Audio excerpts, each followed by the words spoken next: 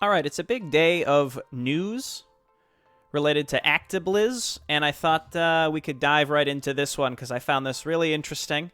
It sort of indicates a lot of the views that I held regarding the Warcraft 3 Reforged launch over the last year and a half, and I kind of wanted to go through this. It's industry news. It's important industry news. Blizzard also had a big lawsuit from the state of California hit them from an investigation that's lasted over the last 2 years. Maybe I'd do a separate video of that one, but this is specifically about Warcraft 3 Reforged. As you can see, Blizzard botched Warcraft 3 Remake after internal fights, pressure over costs. This is written by Jason Schreier for Bloomberg.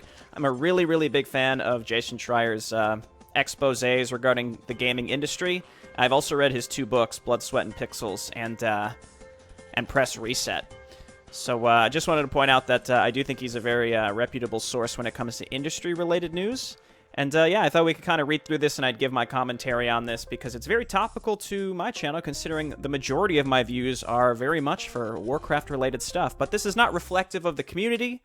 This is not reflective of, I'm sure plenty of hardworking developers and other engineers that did good work. But there are clearly some in like management tier and such. In any case, we should just dive right in and read about it. Under former co-founder and CEO, Blizzard Games had endless development timelines to get it right, but new Activision approach focuses on financials. Everyone always jumps to say it's Activision, but interestingly enough, if you look at Blizzard even back in the 90s, there were some developers that they had released I was like a little video where some of the older developers were taking pride in working like 10, 12-hour days, where it seemed like they like almost took pride in crunch. I still don't think that that's okay. It's just interesting how I don't think that much can change in a company culture, depending on who your leadership is. And we've seen really big shifts, specifically when Mike Morheim left. But let's go ahead and just read this. Blizzard Entertainment's disastrous remake of the classic video game Warcraft 3 last year was the result of mismanagement and financial pressures, according to newly revealed documents and people with knowledge of the failed launch. The release also reflected Blizzard's significant cultural changes in the recent years as corporate owner Activision Blizzard Inc. has pushed the developer to cut costs and prioritize its biggest titles. Warcraft 3 Reforged was a long-awaited reimagining of one of Blizzard's most popular games. Blizzard President J. Allen Brack called for the original title monumentally important when Reforged was announced in 2018. The company promised over 4 hours of updated in-game cutscenes and re-recorded voiceovers, but the project was never a priority for the company, in part because a remaster of an old strategy game had little chance of becoming the type of billion-dollar product that Activision wanted, according to the people who asked not to be named because they weren't authorized to speak on company matters. With Blizzard pressure to focus on its biggest franchises, Warcraft 3 Reforged couldn't get the ambitious budget that its leaders wanted. So this is something that I find really interesting that people might not know, and a lot of the egregious market tactics that we see, like microtransactions, DLC, etc., loot boxes, a lot of these things subsidize lesser franchises. So Warcraft 3 Reforged wasn't seen as a huge moneymaker. There was clearly a large group of fans that wanted it, but not enough, I suppose, for the publisher to say this justifies its existence, I guess. But it's sad to see that a project has to be a billion-dollar product in order for it to be considered warranted a budget, and that they didn't think it could succeed. I think it definitely had the potential to succeed and pay for itself at the very least if they would have allowed for more development time. But what I'm interested to hear about is maybe more the team dynamics and such. When Warcraft 3 Reforged was released in Jan 28, 2020, it was widely panned, earning a 59 out of 100 on the review aggregation website Metacritic. The game was buggy and missing the components that Blizzard had promised earlier, including the updated cutscenes, sequences that develop the storyline but aren't part of gameplay, and re-recorded voiceovers. That's true. They had like a massive marketing campaign to say, well, really the only marketing of the game was like, look at this changed mission. And then we didn't really get any other stuff of that. I feel a little vindicated in the sense that I've spent the last year and a half, like I said, pushing back against sort of the insane response from fans. I understand a lot of people are wronged by this release, but unfortunately I think a lot of that anger was misplaced. And more of it is just, a misunderstanding of the corporate tech world, which is why I think articles like this are really important, because you get a window into the more mundane, day-to-day things that simply go wrong that lead to something like the Warcraft 3 Reforged launch. A lot of people want to boil it down and say the devs were lazy, like they knew what they wanted to do, but they refused to do the work, as opposed to like, again, more mundane corporate culture, office culture weight being put on them to lead to miscommunication. And it was just sort of a problem that spiraled out of control. I've talked about this a lot back when I used to talk with Subsorian during the weekly mutations as well. But again, I'm equally upset with the release. Well, that's not necessarily true. Like, I just can't bring myself to be like super upset for a lasting amount of time for anything video game related. But I guess it's almost maybe I'm erroneously tone policing, where I'm saying people can be mad, but they're focused on the wrong things, and they have a fundamental misunderstanding of how these things happen. Games, tons of people put work into these things, and the slightest miscommunication in the development timeline, et cetera, can cause these things to happen. Anyway, let's continue. In the weeks after launch, Blizzard promised to update the game and add some of those features over time. Oh, that's right. So they were saying they re-recorded the voiceovers. The remake even lacked features that the original Warcraft 3 had contained in 2002, such as the ladder system that ranked competitive players. Blizzard also disabled the original version of the game on its digital platforms. The inferior remake was the only version that fans could play. Exactly. They updated it to a new version as opposed to making it a totally different game. In the weeks after launch, Blizzard promised to update the game and add some of those features over time, but 18 months later, they're still nowhere to be found. Warcraft 3 Reforged not only felt like a disappointing remaster, but it actually made the online experience of the original game worse for fans who had been playing it continuously for almost 20 years. This is true. They removed custom campaigns. That was a big deal for me. There's a big community for that. I guess being insulated in that community makes it feel bigger than it is, but regardless, they did need to remove that. And I mean, it's a time issue. They weren't able to re-add it so that the new version of the game could read the W3N files. But hey, how about don't release a new version of the game without some sort of alternative? 5 years ago, I think Blizzard was one of the few big gaming companies that could still cast itself as being your friend. But I think that innocent trust is gone now. Look, this is a really interesting behavioral economics topic, where there's a huge difference between market norms and social norms. And companies try to straddle this line of being your friend, but also being the person that sells you something. If you see something as strictly a market transaction, there's definitely less trust, but the expectations are very clear. If you cast something as a social norm, like a social transaction, like we're your buddies, we do the right thing, then it really muddies the waters, and companies both gain a lot, but screw themselves all the time by trying to straddle this line, where they can gain trust, but also lose it in a much, much heavier fashion than they would if these were simple market transactions, if you could see the difference. It's sort of like going to a friend's house for dinner, and then on your way out, you say, that was really good, can I give you $30 for the meal you made? That would just be extremely strange, right? You're trying to make a market transaction out of what is typically a social transaction. When you start to mix these things, again, it gets very confused, and companies try to make themselves seem like a single entity, where they're like your buddy and they know what you want, and they're working with you.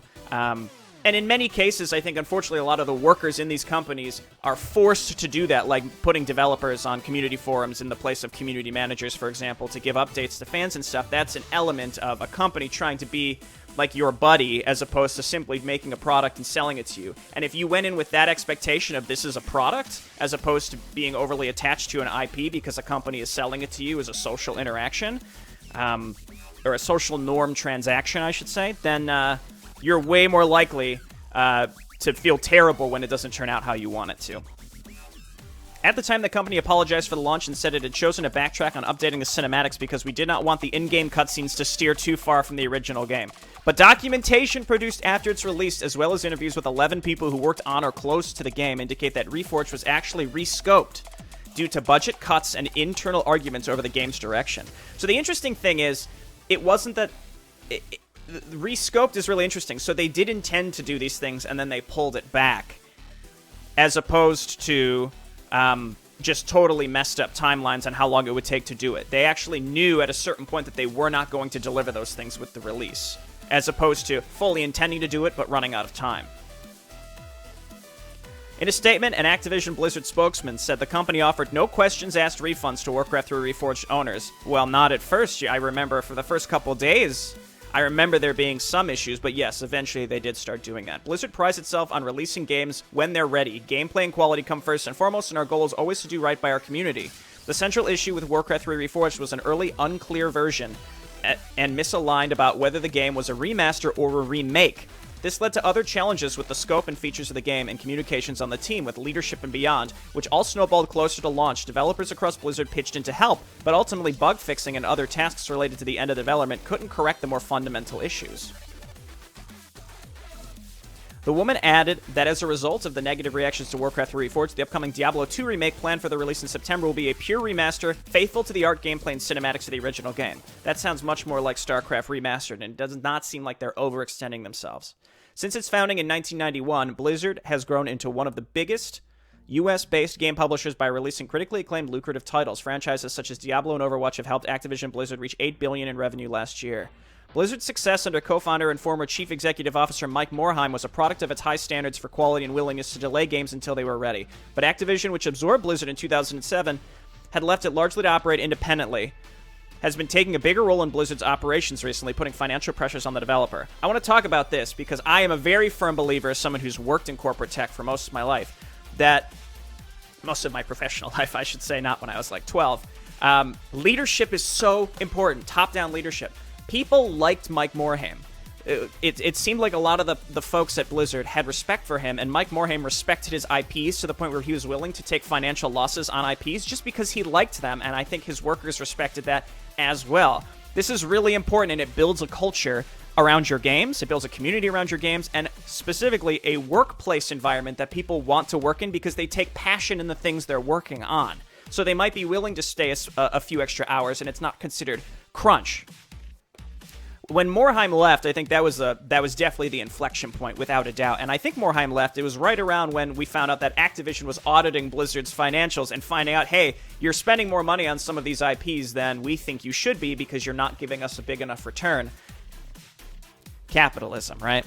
Anyway, we move on. I just wanted to make... I saw Mike Morheim's name, and I wanted to make it clear that I think, and I've seen from several ex-employees, they said Morheim was very well liked. Very well liked. Warcraft 3 Reforged was Blizzard's first bad game and another blemish for the company that has faced multiple internal challenges in recent years, including high-level departures like Morheim and disputes over low wages. Blizzard also faced widespread criticism and calls for a boycott after banning a player who supported Hong Kong's protest movement on a live stream. Man, it's crazy to think all that stuff happened in the same year. This week, the California Department of Fair Employment and Housing sued Activision Blizzard over claims of harassment and discrimination. This is huge too, and I'd really like to talk more about this, but I don't think this is the video to do it in. Small teams like Classic Games, which worked on remakes including Reforged, were all but ignored in favor of potential billion-dollar games like Diablo 4 and Overwatch 2. Blizzard even canceled some of its other projects in favor of proven hits. That's why Dustin Browder left, too, because there was another StarCraft title in the works that was a different genre, but it was StarCraft IP, and it got canceled, and then he left. Again, I think it's speculation on if that's the reason, but it seems pretty clear to me. But I don't want to... I obviously can't speak for him. 8 months after the release of Warcraft 3 Reforged, the Classics team was dismantled. I think there's a lot of people that still play, that are in the Warcraft 3 community that are still thinking, what's this team doing? Why aren't they updating it? Not realizing that it was dismantled at the end of last year. There is no team. Blizzard chose to plow ahead with a premature release of Warcraft 3 Reforged largely because it had already taken pre-orders from players, according to people familiar with the decision. The company couldn't bump the game too much without potentially being forced to send out refunds and risking that fans wouldn't buy the game again. That's kind of the key, right? I think that they should have accepted that there would be refunds, but the fact that they didn't want to risk the fact that fans wouldn't buy the game again was their huge mistake. This is, for all intents and purposes, this is a niche genre and game at this point in 2020, 2021. And you should expect that if you pull it back and you tell your fans, look, it's just not ready, here's your refund. I know that's a financial hit, so if they just said, we can't do that, I would almost understand that more than saying, it was more that we didn't want to risk that people wouldn't be willing to repurchase it, because when you refund someone, you'd expect they'd still buy it when it's ready. I don't like that one bit. In notes from an internal postmortem of the game reviewed by Bloomberg, developers on Warcraft 3 Reforged acknowledged this issue. We took pre-orders when we knew the game wasn't ready yet. So this was in 2018.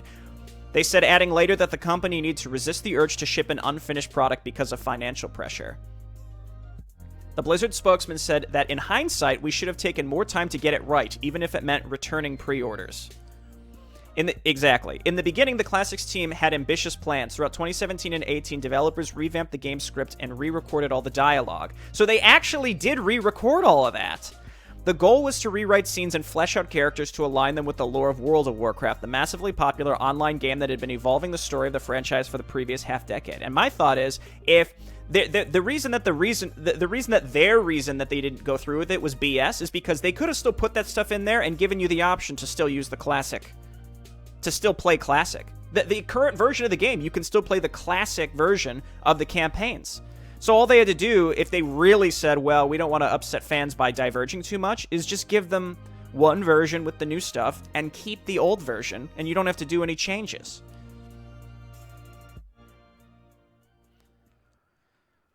David Fried, a designer of the original Warcraft 3 who was briefly brought back to work on Reforged, said in an email that there were things in the works for Warcraft 3 Reforged that would have absolutely revitalized a classic game. Absolutely revitalized a classic game. But behind the scenes, things weren't going well. Members of the team began worrying that they had promised more than they could deliver. Remastering Warcraft 3 was more complicated than their previous remake, StarCraft, thanks to three-dimensional modeling. The team was small, the production was disorganized, and the amount of work in front of them was daunting. It had taken months to revamp one of Warcraft 3's levels, and now they would have to do the same for dozens more. Again, I feel so vindicated reading this. Again, it's almost the mundane of bad projections. You know, the development cycle. These are things that exist that most customers don't want to and shouldn't have to think about. Right? But then when a disaster happens, I would challenge people to think about these types of processes, workplace processes, rather than turning your company into a big individual monolith entity. I don't know. Again, it's really eye-opening in my opinion, and I think it's just going to keep getting more interesting. Morale plummeted. Rob Breidenbecker, the head of the Classic Games team, was known for an aggressive managerial style, for taking frequent trips out of the country during production, and a tendency to give unrealistic deadlines. Miscommunication became a serious issue across the team, as did arguments over the scope and art style, according to people familiar with the matter. Breidenbecker, who left Blizzard in April, declined to comment. Well, so he left. Either was forced to leave or said, like, this is a disaster and I'm out of here. But I think, again, if you've ever had a manager like this where they're just not around, instead he traveled a lot, if they're not responsive, and then suddenly reappear a month later and say, hey, I need updates on these things, and you know that they have a certain expectation that you can't meet, then you get these clear levels of miscommunication. We have developers who have dealt with exhaustion, anxiety, depression, and more for a year now. The developers later said in the postmortem, many have lost trust in the team and this company. Many players who also lost trust have also lost trust, and the launch certainly didn't help an already rough year for Blizzard's image, after the Hong Kong thing specifically. And then their sort of tone-deaf announcement of the Diablo mobile game, which, to be clear, I think is fine, but they should have known better than to announce it in their convention full of PC lunatics. I'm sorry, that was like really judgmental. It's more like they didn't read the room. They should know that the people attending BlizzCon are PC enthusiasts, not lunatics, but you know, I think you know what I mean. And you shouldn't announce a mobile game for them when you know that that's not going to meet their expectations at all. But I think that Diablo fits fine on a mobile platform. It's not like a super complex series of systems in an ARPG.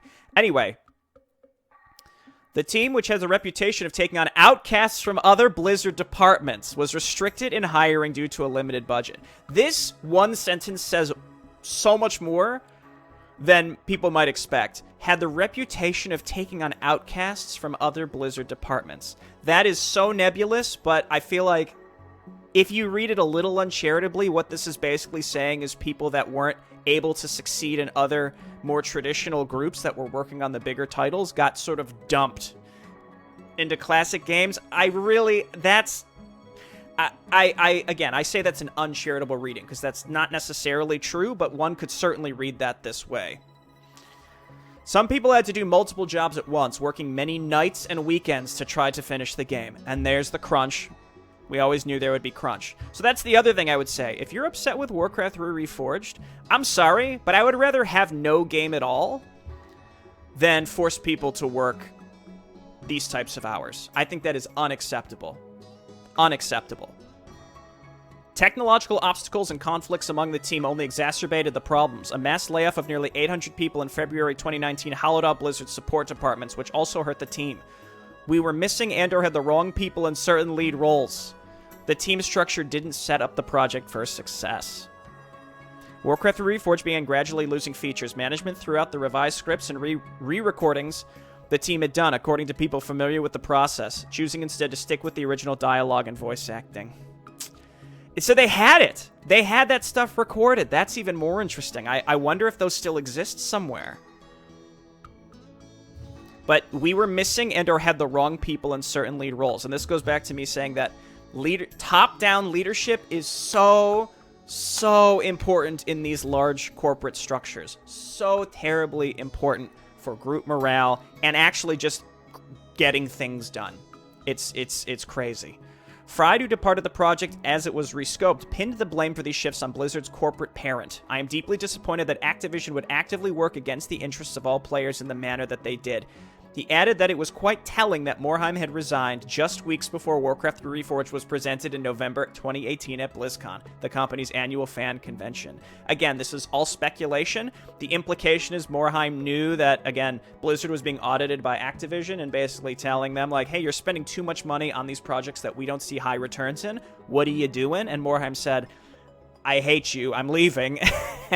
And it was right around the time that Warcraft 3 was pressured to be announced when it was not ready to be announced yet. And this is what I thought, too. They had a large scope for the project. The work on redesigning the engine and modernizing it took way longer than they expected, and therefore they could not get to any of the later features. And, you know, it says that Activision is blamed, but the reality, too, is it sounds like the management that did remain was not competent enough to see this through as well. The developers of the game blamed Breidenbecker and other executives. So this is, again, you see two things here. You see Fried, who's saying that was partially Activision's fault, and then you have the actual developers, boots on the ground, saying it was their management. They're like their direct management. And I think it's probably a little of both. Leadership seemed totally out of touch with the velocity and scope of the project until extremely late in development, the team said in the postmortem. Senior voices in the department warned leadership about the impending disaster of Warcraft on several occasions over the last year or so, but were ignored. This is the other thing I find interesting. See, I thought that there was miscommunication up until the very end, but it sounds like they claim they tried to say this is not okay. You know, whistles were blown. By the end of 2019, the Classics game team had brought in help from all across Blizzard to finish Warcraft 3 Reforged. It wouldn't be enough. So look, they ended up spending more money by sending people in from other teams, the opportunity cost of them not being able to work on whatever they should have been working on and instead pulling them into Warcraft 3 Reforged cost them more money than if they would have just taken these issues seriously from the get-go. Or just not announcing the game before they had any realistic scope. When Blizzard releases a new game, there's usually some sort of celebration, a lavish launch party full of drinks and speeches. For Warcraft 3 Reforged, however, there was no champagne toasts, just wincing anticipation of how angry players would be when they saw just how many features were missing from the game. This is dead on. I mean, this is exactly right. The thought that, again, I feel like some folks who went really overboard with how upset they got about the game, which, again, fairly justified. I just personally can never find myself being so crazed about something like this, even if it's a game I love and they, messed it up. I just can't. I don't know. I don't want to get too much into that, but regardless, they knew that what they were releasing would not be well received. It wasn't like they released it and said, "Oh, we're going to get to this stuff eventually. Hang in there, guys. We're happy with what we've given you so far." They weren't. They clearly were not. The next classic games project, Diablo 2 Resurrected, due out in September, is being produced by other teams. The project is transferred to the Diablo 4 team and Albany, New York-based Vicarious Visions, which was absorbed into Blizzard earlier that year. And I think they did the Crash Bandicoot remasters, which were pretty well received. Was that a remaster? Or I think those were remasters, not remakes. People have seen and played the game are optimistic about its chances. And again, I think it's because they're sticking to a scope similar to StarCraft Remastered, which the only thing about StarCraft Remastered that I think can be complained about is its lack of mod support, which is such a niche thing that, like, niche, by the way, they're both correct pronunciations, such a niche thing that, like, I really struggle to complain about it, or see it as, like, I mean, it's a valid complaint, but it's just not one that I think that you can expect them to pay money, like, spend money in development to address. But I think if they stick to the StarCraft remastered scope, Diablo 2 remaster is going to be fine. Blizzard vowed to patch and update Warcraft 3 Reforged, but progress has been slow. In lieu of the official support, a group of fans began writing their own patches for the game, building a service called Warcraft 3 Champions that aims to add back missing features. I think the Quenching mod, version 1.5, that recently came out, added the ability for the game to read .w3n campaign files as well. This version of the game includes a competitive ladder. We have a level of freedom that Blizzard could never have, said John Graves, a member of the Warcraft 3 Champions team who has made the project his full-time job for the last year. And this is another thing you want to point out. Modders have so much more freedom, they have more time, and there's so many more of them. By definition, they're working off of a passion for the game. And there can be so many modders, like way more than any team on Blizzard would be to, like, fix this stuff. So I think that it's erroneous to say, like, oh, well, if modders can do it, then why can't a professional company do it? Well, that's because, I mean, the statement here is very concise. There's brevity to it. It's just, there's a level of freedom that Blizzard could never have. It's really that simple. And there's the opportunity for there to be so many more modders that can constantly be working on things. I think, again, that gives them a level of freedom that Blizzard wouldn't have. The Blizzard spokesman said the company has a new team dedicated to updating Warcraft 3 Reforged with improvements.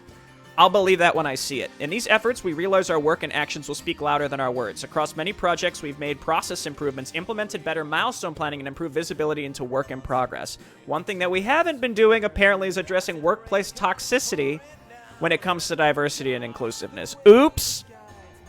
Blizzard spokesman. But a year and a half after launch, Blizzard's Warcraft 3 Reforged remains incomplete, and the company is left facing questions, including whether it will ever be able to recover from the brand damage caused by the missed expectations. I think Blizzard lost some community trust, said Elizabeth Harper, editorial director for the website Blizzard Watch. I'm not familiar with that. But they've earned quite a bit of trust over the years, and it will take more than one bad game release to destroy it. That's an interesting note to go out on this article, because here's the thing. Again, this kind of falls into that social transaction, market transaction bucket, where, again, you view Blizzard as a monolith that has a reputation for itself, as opposed to individual teams that work on very siloed games. I used to think, and it might be this way now, but typically in, like, modern tech, you have one big pool of developers that work on specific issues, and you pull from that pool of devs. Typically, you don't have, like, strict assignments to, like, to games at this point. Again, I think that they have a larger pool of developers, and then they have a list of issues, and then, you know, you pull issues, and you might be more familiar with Overwatch, so you do mostly Overwatch issues, but that doesn't necessarily, like, in the company phone book, you wouldn't necessarily be listed as an Overwatch dev, per se. I don't know. It differs in different workplaces, but I think that the current trend is more like you look at your resources as pools, and then you pull from a pool of issues to address. I kind of disagree with this. It's earned a lot of trust over the years and will take more than one bad game release to destroy it. I think Blizzard IPs, which have been made by Blizzard, sure, but I think the IPs themselves have more goodwill than the team behind them. And I think because these IPs are treated as social transactions as opposed to market transactions, people disassociate Blizzard from Blizzard IP at this point. So somehow they can have a huge disdain for Blizzard as a monolith, but still love the IPs. And I think that's okay. I think that's good. Just because Warcraft 3 was botched doesn't mean I don't like Warcraft 3. It means that I'm disappointed in the people that were attempting to make Warcraft 3 something different and failed. Anyway, yeah, interesting article, and I think that this... It validates a lot of the opinions that I already had, which is I think a lot of the anger was misplaced. To be fair, I think a lot of folks who get angry online shouldn't necessarily have to have the responsibility of knowing how a corporate structure works and all the mismanagement that can happen that could lead to something like this, because it's complex, and the whole reason is you're paying for something and you want the product. You don't need to know how the sausage is made in the background. And as soon as that all starts kind of bleeding over, you have all this anger towards sort of developers, just like whatever that means. Like, do you even know who these individuals were? It just says, like, are you even talking about the Classic team, or are you talking about Blizzard, right? Some guy on the Overwatch team has nothing to do with the Classics game team, but there's, the way management siloed these people and put certain people in charge, and refused to hire new people, refused to heed warnings. It all is exactly, I think, what many people assumed was the problem with the game. And as usual, it's never as simple as saying, they're lazy. Because this is something you see everywhere, is how people are just lazy and therefore they don't do a good job. And I mean, I say it's more complicated, but it's really not. It's just more boring. Like, it's spicy to be like, this person is a bad person, therefore they did a bad job, which really does not capture the more boring essence of, like, there were like 20 people involved in this, and like some people sent emails with certain expectations, and then some people felt pressured to respond in a certain way. Like, it's boring. But it's just sort of like it's like watching a very slow train crash happen in slow motion. I don't know. I think that I had a bad feeling when Reforged was released that this was kind of, because they didn't market the game very much. Like, close to when it was coming out, there was barely any marketing. They never gave any updates, no developer updates really at all. And then as soon as I saw the news that the Classics team was dissolved, like 8 months after the release, I was like, honestly, this just explains everything. Like, I didn't need to read this article to know that this is pretty much exactly what happened. So it seems like Jason Schreier talked to this unnamed Blizzard spokesperson. So this article is driven pretty heavily by, again, Blizzard's outlook on the game. So I'm glad that they are publicly acknowledging. Well, it did say that the spokesperson remained unnamed because they weren't allowed to technically speak for the company. But Schreier refers to them as a Blizzard spokesperson. So I may be wrong on that, on saying, like, at the very least, they're just coming out completely clean about what happened. Because in a way, I think maybe if they did that, they could get some... goodwill's not really the right word, but sort of a reset, and like maybe give some hope to say, like, hey, we messed this up. Here are the real factors that you didn't maybe think about, and it doesn't excuse them. But this is just what it's a postmortem, and now we have a group of people that is working on this, that has the funding they need to do the things we want them to do. Interesting stuff. Hey, let me tell you what's more important than this is the California lawsuit. That's something that really interests me also, and it seems terrible for some of the folks that do and used to work there. So maybe that's another one we'll be reading into. But the biggest thing too from this one is learning that, as flippin' usual, there's bad crunch happening at these companies. I think game development is a huge industry. It's a huge subset of tech, and these folks get absolutely demolished when it comes to working time, and it's not fair. So keep your eye out for companies that are doing that. I think it's important that we say somehow, somewhere, that is not okay. And I expect folks that are working on these things to be treated well. It's really that simple. I mean, it's not simple, I guess, because if you're not crunching them, then they have to work more days. Like, the period of time it takes to develop a game is longer. Therefore, you're paying them more because they're working on the same thing for longer, et cetera, et cetera. But that's not okay with me. That's not okay with me.